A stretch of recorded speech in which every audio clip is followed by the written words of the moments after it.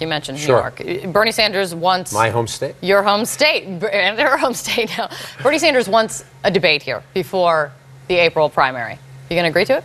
I think, what was notable this weekend wasn't so much that, but in my mind was the Washington Post story with his own campaign talking about how they're poll testing more negative attacks on Hillary Clinton.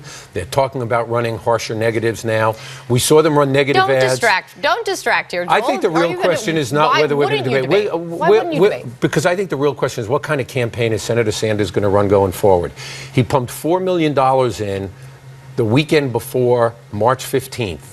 And he lost all 5 states on March 15th. They spent about $4 million running negative ads. That doesn't have anything to do with the debate, though. Why not Let's see debate? the tone. This is a man who said he'd never run a negative ad, ever. He's now running them. They're now planning to run more. Let's see the tone of the campaign he wants to run before we get to any other questions. You guys, back in January, when there was this whole back and forth about debates, the Clinton campaign was open to more debates after that Flint debate was agreed to. Why not debate in New York? Because we agreed to debates up to a certain point. We're now out campaigning in these states. What's the risk? There's no risk. She's done very well in the debates. The debates have been very good. But Senator Sanders doesn't get to decide when we debate, particularly when he's running a very negative campaign against us. Let's see if he goes back to the kind of tone he said he was going to set early on.